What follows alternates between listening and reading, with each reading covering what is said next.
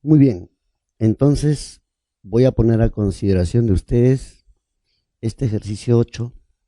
Vamos a ver cómo podemos plotear algunas nubes de correlación, control charts, vamos a presentar otros diagramas y cómo estos son de amplio y frecuente uso en este proceso de Quality Assurance y Quality Control, abreviado QAQC. Antes de ello, permítame hacer una pequeña introducción de refresco. En primer lugar, yo quisiera que recordemos cuál es la estructura general de los errores. En realidad, el error global que vemos acá a la izquierda como eje es el producto de la suma de tres fuentes principales de error. EM1, que es el error en la fase de muestreo primario, EM2, que es el error en la fase de muestreo secundario o de preparación mecánica de las muestras, y EA, que es el error analítico. Aquí les explico que la fase de muestreo primario es toda la actividad que uno realiza desde la configuración del muestreo, la concepción del muestreo, la elección del tipo de muestreo, las distancias de muestreo, la distancia entre puntos de perforación o entre canal y canal, el ancho del canal, todas estas definiciones tan importantes, así como la manipulación, almacenamiento y transporte de la muestra, todo eso corresponde al EM1, que es la fase del muestreo primario. La fase del muestreo secundario comienza cuando nosotros dejamos las muestras en la puerta del laboratorio de análisis. A partir de ahí, ustedes saben que la muestra, que puede ser de algunos kilos, es chancada, es pulverizada, reducida en volumen, hasta llegar a un sobrecito y de ahí, a través de un procedimiento que podríamos de repente también aclarar, se pasa el polvo a un tubo de prueba donde es disuelto por los ácidos para ser inyectado a los equipos de medición, que puede ser un equipo de absorción atómica o de ICP. Cuando estamos en la fase de análisis, desde el momento en que la muestra ya está en un tubito de prueba, o en el caso de fire assay o ensayo al fuego, cuando el polvo del mineral ya ha sido mezclado con los diferentes fundentes y va a entrar a la primera fase, al horno eléctrico para su fusión. Entonces, el error analítico comienza ahí y termina cuando nos entregan los resultados. El tema es que la fase previa de preparación mecánica, cuando la muestra ya está en el laboratorio, es lo que se llama muestreo secundario o fase de preparación mecánica. Y todo lo demás, lo anterior, es el muestreo primario, incluyendo el transporte. Algo importante que tengo que remarcar es que estos errores, así como ustedes lo ven aquí expresado, no significa otra cosa que hay aditividad entre ellos. Quiere decir que los errores que cometamos al inicio, en el muestreo primario, no van a desaparecer.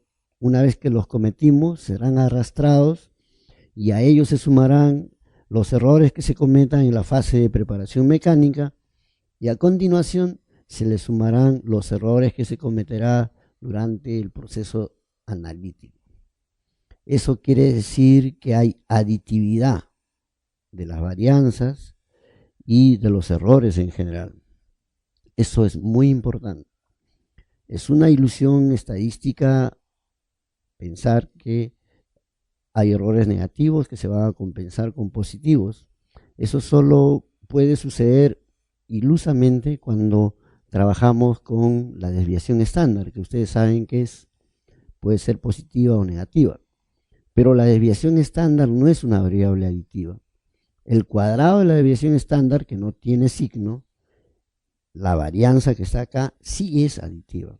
Así que tengamos mucho cuidado, que no es que un error positivo se va a compensar con uno negativo, eso no es posible. Siendo los errores aditivos,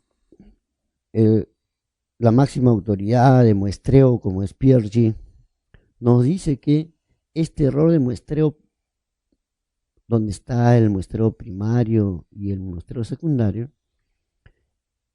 la magnitud de estos errores es mucho mayor, acá dice mucho mayor, que la magnitud de los errores analíticos. Incluso yo he encontrado en la bibliografía que algunos autores consideran que jamás o muy pocas veces este error analítico va a ser mayor que el 5% de todos los errores.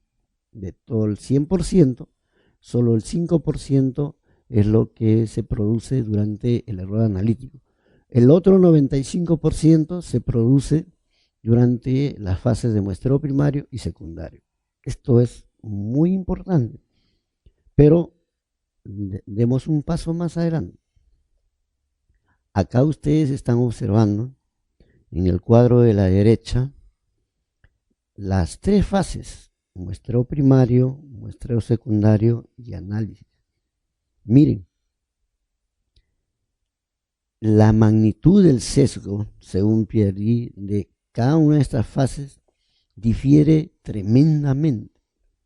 Aquí estamos viendo que mientras el sesgo anda por 4 dígitos o en cerca de 1000%, ¿no?, el muestreo secundario solo anda por el 50% de sesgo y el análisis tan solo 0.1 a 1.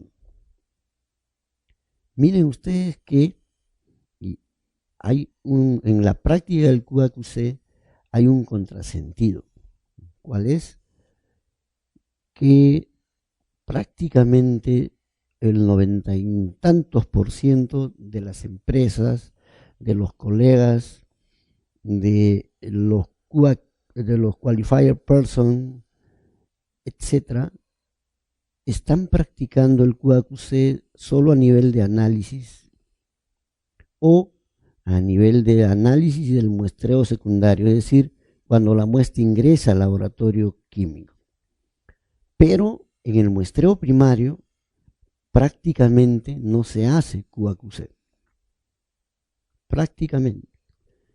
Lo cual debería ser al revés, siendo la magnitud del sesgo que se produce en esta primera fase, deberíamos apuntar toda nuestra batería, todo nuestro conocimiento y todo el ejercicio de QAQC, o preferentemente la mayor parte de nuestro esfuerzo, a minimizar, a asegurar la calidad en esta fase de muestreo primario. Entonces, este criterio yo no puedo dejar pasar la oportunidad de plantearlo. Este no es un curso de QAQC, pero se me ha ocurrido que sería muy importante compartir con ustedes esta preocupación. El ejercicio actual, que en muchos casos para algunos colegas es una moda, o para muchos colegas es una obligación porque nos obligan a hacerlo, hacemos QAQC, está mal enfocado. Está enfocado a estas últimas dos fases.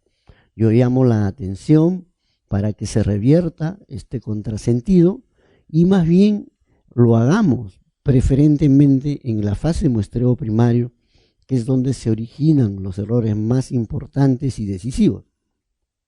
No digo que no sea QAQC o que no se siga haciendo QAQC de estas dos fases en buena hora, pero más esfuerzo debiéramos poner en la primera fase. Miren al costado, en el otro cuadro, a la izquierda, se ha subdividido estas fases y aquí podemos tener que el muestreo primario consiste en el muestreo propiamente dicho y el transporte o almacenamiento. El muestreo secundario se ha dividido en preparación mecánica o reducción, la preparación química y el análisis. Entonces, aquí en preparación química significa todo lo que hacemos para llevar la muestra lista a boca del equipo que vamos a utilizar para el análisis, que básicamente es poner el polvo en solución, atacándolo con ácidos, previamente con fundentes, qué sé yo, o en el caso de Fire Assay o ensayo al fuego, cuando ya la muestra está, digamos, completada, la fase de fusión y todas las etapas subsecuentes, y estamos con el botón ya listo en el tubo de prueba y atacado por los ácidos, en solución a la puerta del equipo de ICP o de abstracción atómica para ser spliteados a los quemadores correspondientes y de ahí obtener los resultados. Esa es la última etapa, el análisis propiamente dicho. Entonces, en este cuadro que yo lo he compilado a partir de algunos datos de Pierre G, de François Bourg-Garçon, de Pasky, tengo los tenores aquí en error relativo, y ustedes pueden ver fácilmente que la magnitud de los errores en la fase de análisis son realmente despreciables, comparados con los errores al inicio en la fase de muestreo. Entonces, nuevamente, tanto en el cuadro de la derecha como en el de la izquierda, resulta muy fácil entender que debemos replantear todo este ejercicio de QAQC y hacerlo principalmente a nivel del muestreo primario, desde la concepción del muestreo. ¿Qué tipo de análisis elijo? ¿Cada cuántos metros voy a muestrear? ¿Cuántos kilos de muestra voy a sacar? ¿Cómo yo voy a transportar esas muestras? O si se trata de perforación, si he elegido el método de perforación adecuado, si fue RC o diamantino, por qué, si es que he utilizado el diámetro de perforación adecuado, cada cuántos metros debo muestrear el taladro diamantino o el core diamantino, cómo debo yo hacer el corte de los testigos. Todo eso que está en la fase de muestreo primario es sumamente importante porque ahí se genera la mayor parte de los errores. Si nosotros ya a nivel del muestreo primario ya cometimos uno o dos errores de esta magnitud, lo que hagamos más adelante no va a modificar prácticamente los tenores de esos errores. Podemos aplicar como se aplica ahora muy eficientemente el QAQC de manera exquisita en algunos casos al muestreo secundario y análisis, y seguramente vamos a estar muy contentos con eso, pero los errores que cometimos a nivel de muestreo primario ya los arrastramos y de nada vale lo que hagamos en las fases subsecuentes. Esta preocupación yo la he planteado a la comunidad técnica y científica en el último Congreso de Geología, y ahí pueden encontrar más detalles al respecto. Esta práctica del QAQC, que no es otra cosa que el aseguramiento de la calidad, el aseguramiento que consiste en todas esas acciones sistemáticas, preventivas, para asegurarnos calidad y confianza del muestreo y el análisis, está acompañado de una serie de actividades o técnicas que monitorean, identifican errores y realizan acciones correctivas, que es lo que comprende el control de la calidad o quality control. En esta actividad, una de las prácticas más difundidas es sembrar o introducir o intercalar adecuadamente muestras de control dentro de todo el lote que estamos enviando. Si estamos enviando 100 muestras, entonces seguramente vamos a tener que introducir a determinados rangos, vamos a tener que intercalar 20 muestras de control.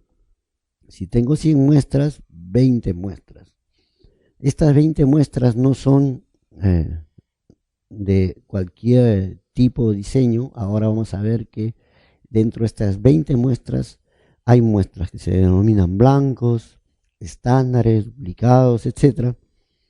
Pero antes de explicar eso, quiero que tomen nota de esta última línea. Internacionalmente se encuentra que de cada 100 debemos introducir 20 muestras de control, vale decir el 20%. Pero, ¿qué ocurre? Aquí ocurre que estas 20 muestras de control que ustedes ven acá en total, o este 20% recomendado, se reparte más o menos como ustedes ven en esta columna de la derecha. Si yo tengo 100 muestras, voy a tener que introducir 2 muestras gemelas, 2 duplicados gruesos, estándares medio, bajo, alto y duplicados externos 4. Esto quiere decir que 4 muestras que yo separe convenientemente las debo enviar además a un laboratorio externo. A eso se refieren los duplicados externos. Pero antes de ver algún detalle más de esto, yo quiero puntualizar lo que acabo de decir en el slide anterior. De todas estas muestras de control, de estas 20 o de este 20%, solo 2, la que está acá arriba, que dice muestras gemelas o duplicados de campo, solo estas 2 califican o consisten en controlar las muestras primarias. O sea, en el muestreo primario de toda la estructura de muestras de control solo tenemos 2%. Del 20%, solo un 2% que se dedica a realizar el control de las muestras primarias o del muestreo primario. Esto no está bien. Debiera ser al revés, por lo menos, porque ya dijimos que muestreo secundario y análisis tienen tenores de error que están muy por debajo del muestreo primario. Entonces, esto no quise dejar pasar, se los recalco a ustedes, tómenlo en consideración, evalúenlo y hagamos las correcciones que tengamos que hacer. Sigamos entonces con el tema de las muestras de control, preparando ya el terreno para la aplicación de nuestro ejercicio numérico. Y esto es una referencia, yo le pongo a ustedes más o menos en este cuadro para qué sirven cada una de las muestras de control y sobre todo qué es lo que controla. Y finalmente en la última columna, una de las formas como uno puede decir que el procedimiento falla cuando estamos usando un blanco, un estándar o lo que fuera. Por favor, la última columna es solo un ejemplo de un caso específico. Eso no quiere decir que así se debe aplicar en todos los casos, en todos los yacimientos. Lamentablemente no les puedo decir eso porque no existe una receta que podamos aplicar a todos los yacimientos, a todos los casos por igual. Esto es solamente un estándar, esto es solamente lo que generalmente se hace, pero cada quien está en la obligación de ajustar estos tenores, estos rangos o estos criterios a las características de cada yacimiento. Si estamos en una fase de exploración inicial, será distinto. Si estamos en una fase para calificar el proyecto en prefactibilidad o en factibilidad, o si estamos ya calificando o estimando recursos, por supuesto, tendremos que ser mucho más drásticos. Y de repente, los criterios de falla que estamos mencionando acá quedan muy holgados. Por tal motivo, no lo tomen como un recetario. No hay recetario en estos casos. Cada quien tiene que ajustarlo a su circunstancia. Y esa es la tarea del geólogo o del profesional encargado de este tema. Pero revisemos el ejemplo. Este es un ejemplo de un caso. Vean ustedes que aquí tenemos las principales muestras de control. En el caso del blanco, se considera que controla la contaminación. Es muy importante, y yo les recomiendo que los blancos que usen sean muestras, digamos, tomadas de la misma zona del dominio que están muestreando, analizando, ¿no? Principalmente deben buscar roca fresca, que no tenga alteración o que no tenga contenidos anómalos del set de elementos que nosotros queremos o estamos buscando. ¿Qué quiere decir? Que si yo tengo una andesita que ha sido alterada por un proceso hidrotermal y después mineralizada, debo buscar a los exteriores, al entorno del yacimiento, esa misma andesita que debe estar en algún momento fresca, y esa andesita es el mejor candidato a funcionar como un blanco. Cuando ustedes utilizan blancos como cuarzo o como cualquier otra muestra similar y esta la ponen o le interponen entre el set o el batch de muestras que están enviando al laboratorio, aún cuando tengan un código que ustedes aleatoriamente o ustedes le pongan, cualquier técnico de laboratorio se va a dar cuenta que ese es un blanco, porque inmediatamente difiere de las otras bolsas. Lo mismo ocurre con los estándares. Normalmente, como los estándares son caros, lo que hacemos nosotros es intercalar una bolsita de estándar, pero esta bolsita de estándar es una bolsita con muy poco material, ¿no? Son decenas de gramos, mientras que las demás muestras tienen 2, 3, 4 kilos. De igual manera, el operador de laboratorio, todo el mundo se da cuenta cuáles son los estándares en un batch de muestras. Eso tampoco es bueno. Yo les recomiendo que manden preparar estándares a laboratorios que cada vez existen más, que los hacen muy bien, y le pidan que utilice como matriz de repente el mismo blanco que ustedes han seleccionado para el control de contaminación, al cual le tienen que mezclar convenientemente estándares, ya no de repente en el rango exacto de los tenores que ustedes están encontrando, sino de repente van a elegir estándares de concentrados o de muestras de mena, que al diluirlos convenientemente van a ser mejores estándares, ¿no? Diluyéndolos en rocas de contenido prácticamente nulo de estos elementos, y de esa manera no se va a percatar un técnico de laboratorio de que estamos interponiendo estándares y dónde están. Por otro lado, hay que señalar que estos estándares tienen, digamos, la función de controlar la exactitud, y cuando hay alguna repetición de algún valor anómalo, como está indicado acá en la tercera columna, hay también la posibilidad de identificar algún tipo de sesgo. En el caso de los duplicados de campo, la finalidad principal es controlar la precisión, tanto de campo como de laboratorio, pero fundamentalmente de campo, porque este es el error más grande y definitivamente engloba al que pueda ocurrir en el laboratorio. Y finalmente, los duplicados en la fase de preparación del laboratorio, los hay de duplicados de material grueso, duplicados de pulpa, también miden la precisión del laboratorio. Aquí a la derecha está la columna donde, como les digo, están algunos de los criterios que se usan, tómenlo como referencia, esto no es una regla. ¿Cómo es que se determina que hay una falla? Cuando tenemos un blanco que tiene 5 veces el valor de la media, entonces decimos ha habido contaminación.